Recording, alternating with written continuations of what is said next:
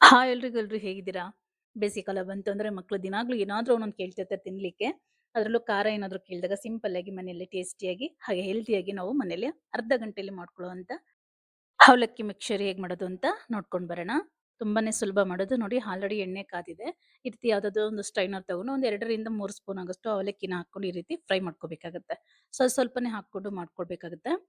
ನಾನಿಲ್ಲಿ ಸ್ವಲ್ಪ ಕ್ವಾಂಟಿಟಿ ಮಾಡೋದ್ರಿಂದ ಈ ರೀತಿ ಮಾಡ್ತಾ ಇದ್ದೀನಿ. ಸಪೋಸ್ ನೀವು ತುಂಬಾನೇ ಮಾಡ್ಬೇಕು ಅಂತಂದ್ರೆ ಸೋಸೋ ಸ್ಟ್ರೈನರ್ ಇರುತ್ತಲ್ಲ, ಅದನ್ನ ಯೂಸ್ ಮಾಡ್ಕೊಂಡು ಹೆಚ್ಚಿಗೆ ನೀವು ಅವಲಕ್ಕಿನ ಹಾಕೊಂಡು ಮಾಡ್ಕೋಬಹುದು. ಈ ರೀತಿ ಸ್ವಲ್ಪನೇ ಹಾಕೊಂಡು ಮಾಡೋದ್ರಿಂದ ಅವಲಕ್ಕಿನೂ ಚೆನ್ನಾಗಿ ಉಬ್ಬಿ ಬರುತ್ತೆ. ಹಾಗೆ ಚೆನ್ನಾಗೂ ಇರುತ್ತೆ. ಇಲ್ಲಂದ್ರೆ ಗಟ್ಟಿ ಗಟ್ಟಿ ಆಗ್ಬಿಡುತ್ತೆ. ನೀವು ಸ್ವಲ್ಪನೇ ಹಾಕೊಂಡು ಮಾಡ್ಕೋಬೇಕಾಗುತ್ತೆ. ಎಲ್ಲವೂ ಈ ರೀತಿ ಮಾಡ್ಕೊಂಡ ನಂತರ ಅದೇ ಎಣ್ಣೆಲೇನೆ ಕಡಲೆ ಬೀಜ ಮತ್ತೆ ಮಿಕ್ಕಿದೇನೇನಿತ್ತು ಪದಾರ್ಥಗಳು ಅದೆಲ್ಲ ಫ್ರೈ ಮಾಡ್ಕೊಳ್ಳೋಣ. ನಾನಿಲ್ಲಿ 1 ಗ್ಲಾಸ್ ನೀರು ಕುಡಿಯೋ ಗ್ಲಾಸಲ್ಲಿ ಅವಲಕ್ಕಿನ ತಗೊಂಡಿದ್ದೆ. ಆ ಕ್ವಾಂಟಿಟಿಗೆ ಇಷ್ಟು ಕಡಲೆ ಬೀಜ ಆದ್ರೆ ಸಾಕಾಗುತ್ತೆ. ಇಲ್ಲ ಮಕ್ಕಳು ತುಂಬಾ ಇಷ್ಟಪಟ್ಟು ತಿಂತಾರೆ ಅಂದ್ರೆ ನೀವು ಸ್ವಲ್ಪ ಹೆಚ್ಚಿಗೆ ಕೂಡ ಹಾಕ್ಕೋಬಹುದು. ನೋಡಿ ಈಗ ಇದಾಗಿದೆ. ಇದನ್ನ ತೆಗೆದು ಒಂದು ಪ್ಲೇಟ್‌ಗೆ ಹಾಕೊಳ್ಳೋಣ. ಹಾಗೆ ನಾನಿಲ್ಲಿ ಗೋಡಂಬಿನ ಹಾಕೊಳ್ತಾ ಇದ್ದೀನಿ. ಬೇಕಾದ್ರೆ ನೀವು ಬಾದಾಮಿ ಸಹ ಹಾಕ್ಕೋಬಹುದು. ನಿಮ್ಗೆ ಇಷ್ಟ ಆಗಿದ್ದು ಡ್ರೈ ಫ್ರೂಟ್ಸ್‌ನ ನೀವು ಹಾಕ್ಕೋಬಹುದು.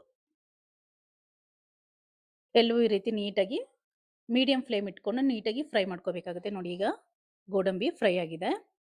ನಾನು ಆಗ್ಲೇ ಅವಲಕ್ಕಿ ತೇಲ್ಸಿ ಹಾಕೊಂಡಿದ್ದಲ್ಲ, ಅದೇ ಪಾತ್ರೆಗೇನೆ ಗೋಡಂಬಿನ, ಕಡಲೆ ಬೀಜನ ಹಾಕೊಳ್ತಿದ್ದೀನಿ. ಹಾಗೆ ಕಡಲೆಪಪ್ಪು ಹಾಕೊಳ್ತಿದ್ದೀನಿ. ಕಡಲೆಪಪ್ಪು ತುಂಬಾ ಫ್ರೈ ಮಾಡಬಾರ್ದು. ಜಸ್ಟ್ ಅದು ಹಸಿ ರಾ ಸ್ಮೆಲ್ ಹೋಗ್ಬೇಕಷ್ಟೇ. ಅಷ್ಟಾದ್ರೆ ಸಾಕಾಗುತ್ತೆ. ನೋಡಿ ಒಂದ್ ಸ್ವಲ್ಪ ಕಲರ್ ಚೇಂಜ್ ಆಗ್ದಿರಾ ಮಾಡ್ಕೋಬೇಕಾಗತ್ತೆ. ನೋಡಿ ಇಷ್ಟಾದ್ರೆ ಸಾಕಾಗತ್ತೆ. ಈಗ ಇದನ್ನು ತೆಗೆದು ಅದೇ ಪ್ಲೇಟಿಗೆ ಹಾಕೊಳ್ಳೋಣ. ಈಗ ಬೆಳ್ಳುಳ್ಳಿ ಹಾಕೊಳ್ತೀನಿ. ಬೆಳ್ಳುಳ್ಳಿ ಹಾಕೋದ್ರಿಂದ ಒಳ್ಳೆ ಘಮ ಬರುತ್ತೆ. ಹಾಗೆ ತಿನ್ನುವಾಗ ಟೇಸ್ಟ್ ಕೂಡ ತುಂಬಾನೇ ಚೆನ್ನಾಗಿರುತ್ತೆ. ಬೆಳ್ಳುಳ್ಳಿ ಹಾಕೋದ್ರಿಂದ ಇನ್ನೊಂದಂದ್ರೆ ಗ್ಯಾಸ್ಟ್ರಿಕ್ ಆಗೋದಿಲ್ಲ. ಹಾಗಾಗಿ ಬೆಳ್ಳುಳ್ಳಿನ ಚೆನ್ನಾಗಿ ಗೋಲ್ಡನ್ ಬ್ರೌನ್ ಬರೋವರೆಗೂ ಚೆನ್ನಾಗಿ ಫ್ರೈ ಮಾಡ್ಕೋಬೇಕು. ಇನ್ನೂ ಸ್ವಲ್ಪ ಹಾಕ್ಬೇಕಿದು. ಎಷ್ಟಾಗುತ್ತೋ ಅಷ್ಟು ಚೆನ್ನಾಗಿ ಗೋಲ್ಡನ್ ಬ್ರೌನ್ ಬರೋವರೆಗೂ ಇದನ್ನ ಫ್ರೈ ಮಾಡ್ಕೋಬೇಕಾಗುತ್ತೆ. ನೋಡಿ ಈಗ ಇದಾಗಿದೆ.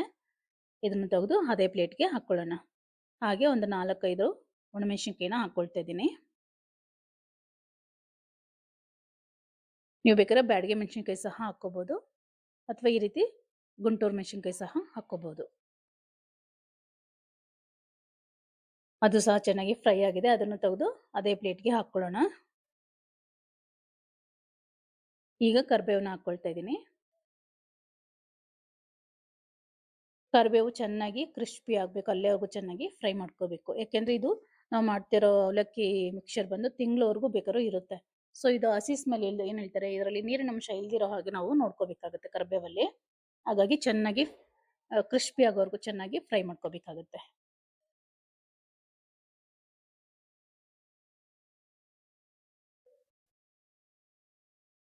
ನೋಡಿ ಈಗ ಎಲ್ಲವೂನು ಒಂದು ಪಾತ್ರೆಗೆ ಹಾಕೊಂಡಿದ್ದೀನಿ. ಈಗ ಇದಕ್ಕೆ ಉಪ್ಪು ಮತ್ತೆ ಸ್ವಲ್ಪ ಅಚ್ಚ ಖಾರದ ಪುಡಿ, ಸ್ವಲ್ಪ ಆಮ್ಚೂರ್ ಪೌಡರ್ ಅಂದ್ರೆ ಮಾವಿನಕಾಯಿ ಪೌಡರ್ ಬರುತ್ತಲ್ಲ ಅದು. ಅದಿಲ್ಲ ಅಂದ್ರೆ ಸ್ಕಿಪ್ ಮಾಡ್ಬೋದು. ಏನು ತೊಂದರೆ ಇಲ್ಲ. ಹಾಕಿದ್ರೆ ಟೇಸ್ಟ್ ಚೆನ್ನಾಗಿರುತ್ತೆ. ನಿಮ್ಗೆ ಬೇಕರಿಲಿ ಸಿಗುತ್ತಲ್ಲ ಅದೇ ಟೇಸ್ಟ್ ಬರುತ್ತೆ.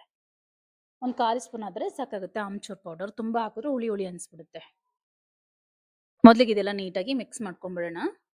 ನಾವು ಇದು ಅವಲಕ್ಕಿ ತೇಲ್ಸ್ಬಿಟ್ಟು ಹಾಕೊಳ್ತೀವಲ್ಲ, ಹಾಕೊಳ್ಳೋಗೆ ನಾವು ಒಂದು ಟಿಶ್ಯೂ ಪೇಪರ್ ಮೇಲೋ ಅಥವಾ ನ್ಯೂಸ್ ಪೇಪರ್ ಮೇಲೋ ಹಾಕೊಂಡ್ರೆ ಅದ್ರಾಗಿರೋ ಆಯಿಲ್‌ನ ನೀಟಾಗಿ ಹೀರ್ಕೊಂಡ್ಬಿಡುತ್ತೆ. ನಾನು ಮರ್ತ್ಬಿಟ್ಟೆ ಹಾಗಾಗಿ ಪಾತ್ರೆಗೆ ಹಾಕೊಂಡ್ಬಿಟ್ಟೆ. ಈಗ ಒಂದ್ಸಲ ಇದನ್ನ ನೀಟಾಗಿ ಮಿಕ್ಸ್ ಮಾಡ್ಕೊಂಡು ನಾವು ಮಾಡಿಟ್ಕೊಂಡಿರುವಂತ ಆ ಪೌಡರ್ ಇತ್ತಲ್ಲ, ಚಿಲ್ಲಿ ಪೌಡರು ಮತ್ತೆ ಸಾಲ್ಟ್ ಮತ್ತೆ ಆಮ್ಚೂರ್ ಪೌಡರ್ ಮಿಕ್ಸ್ ಮಾಡಿರೋಂಥದ್ದನ್ನ ಎಷ್ಟು ಬೇಕೋ ಅಷ್ಟು ರುಚಿಗೆ ತಕ್ಕಷ್ಟು ನೋಡ್ಕೊಂಡು ಹಾಕೊಂಡು ಮಿಕ್ಸ್ ಮಾಡ್ಕೋಬೇಕಾಗುತ್ತೆ. ಹಾಗೆ ಒಂದ್ ಸ್ವಲ್ಪ ಅರಿಶಿನ ಕೂಡ ಹಾಕೋಬೇಕು. ತುಂಬಾನೇ ಟೇಸ್ಟಿಯಾಗಿರುತ್ತೆ. ಹಾಗೆ ಮಕ್ಕಳು ಕೂಡ ನಾವೇ ಕೈಯಿಂದ ಮಾಡ್ಕೊಳ್ಳೋದ್ರಿಂದ ನಮಗೂ ಸ್ವಲ್ಪ ಸಮಾಧಾನ ಅನ್ಸುತ್ತೆ. ಮನೇಲೆ ಒಳ್ಳೆ ಆಯಿಲ್ ಹಾಕಿ ಮಾಡೋದ್ರಿಂದ ಕೆಮ್ಮು ಅಂಥದ್ದೇನು ಬರೋದಿಲ್ಲ. ನೋಡಿ ಈಗ ಇದು ರೆಡಿ ಆಗಿದೆ. ಅರಿಶಿನನೂ ಹಾಕಿದ್ದೀನಿ. ಅದು ಸ್ಕಿಪ್ ಆಗಿದೆ ಅರಿಶಿನ ಹಾಕಿರೋದು. ಉಪ್ಪು ಖಾರ ನೋಡಿ ನಿಮಗೆ ಟೇಸ್ಟ್ ತಕ್ಕಂಗೆ ನೀವು ಮಿಕ್ಸ್ ಮಾಡ್ಕೋಬಹುದು. ಈ ರೀತಿ ಎಲ್ಲ ನೀಟಾಗಿ ಒಂದ್ಸಲ ಮಿಕ್ಸ್ ಮಾಡ್ಕೊಂಡ್ಬಿಟ್ರೆ ಮನೇಲಿ ಸಿಂಪಲ್ ಆಗಿ ಅರ್ಧ ಗಂಟೆಯಲ್ಲಿ ಮಕ್ಕಳಿಗೆ ಹೆಲ್ದಿಯಾಗಿ ಟೇಸ್ಟಿಯಾಗಿ ನಾವು ಅವಲಕ್ಕಿ ಮಿಕ್ಸ್ಚರ್‌ನ ಮಾಡಿ ಕೊಡ್ಬೋದು. ಇದ್ರಲ್ಲಿ ನಿಮಗೆ ಆಯಿಲ್ ಅಂತ ಅನ್ನಿಸ್ತಿದೆಯಲ್ಲ, ಇದನ್ನ ನಾವು ಒಂದು ಟಿಶ್ಯೂ ಪೇಪರ್ ಇರೋಂಥ ಪಾತ್ರೆಗೆ ಹಾಕಿ ಒಂದು ಅರ್ಧ ಗಂಟೆ ಬಿಟ್ಬಿಟ್ರೆ ನಿಮ್ಗೆ ಆ ಆಯಿಲ್ ಎಲ್ಲ ಎಳ್ಕೊಂಡ್ಬಿಡುತ್ತೆ. ನೋಡಿ ಈಗ ಆ ಪಾತ್ರೆಗೆ ಹಾಕೊಳ್ತಾ ಇದ್ದೀನಿ ಟಿಶ್ಯೂ ಇಟ್ಟಿರೋಂಥ ಪಾತ್ರೆಗೆ. ಒಂದು ಅರ್ಧ ಮುಕ್ಕಾಲು ಗಂಟೆ ಬಿಟ್ಟರೆ ಸಾಕು. ನಿಮಗೆ ನೀಟಾಗಿ ಆಯಿಲ್ ಇರೋದೆಲ್ಲ ಹೀರ್ಕೊಂಡ್ಬಿಡುತ್ತೆ ಅದು. ಆಗ ಪರ್ಫೆಕ್ಟಾಗಿ ನಿಮಗೆ ಅವಲಕ್ಕಿ ಮಿಕ್ಸ್ಚರು ರೆಡಿ ಆಗುತ್ತೆ. ಇಲ್ಲಾಂದ್ರೆ ನೀವು ಮೊದಲೇ ಮಾಡುವಾಗಲೇ ನೀವು ಟಿಶ್ಯೂ ಪೇಪರ್ ಮೇಲೆ ಹಾಕ್ಕೊಂಡ್ಬಿಟ್ರೆ ನಿಮಗೆ ಈ ರೀತಿ ಆಯಿಲಲ್ಲಿ ಅನ್ಸಲ್ಲ. ನಿಮ್ಗೇನಾದರೂ ಈ ವಿಡಿಯೋ ಇಷ್ಟ ಆಗಿದ್ರೆ ಮನೆಯದೇ ಒಂದು ಲೈಕ್ ಕೊಡಿ. ಹಾಗೆ ಇನ್ನೂ ಯಾರೆಲ್ಲ ನನ್ನ ಚಾನಲ್ ಸಬ್ಸ್ಕ್ರೈಬ್ ಮಾಡ್ಕೊಂಡಿಲ್ಲ ದಯವಿಟ್ಟು ಸಬ್ಸ್ಕ್ರೈಬ್ ಮಾಡ್ಕೊಳ್ಳಿ. ವಿಡಿಯೋ ಪೂರ್ತಿ ನೋಡಿ. ನಿಮಗೆ ಇಷ್ಟ ಆದರೆ ಮಾತ್ರ ಒಂದು ಲೈಕ್ ಕೊಡೋದನ್ನ ಖಂಡಿತ ಮರಿಬೇಡಿ. Thank you for watching. Bye.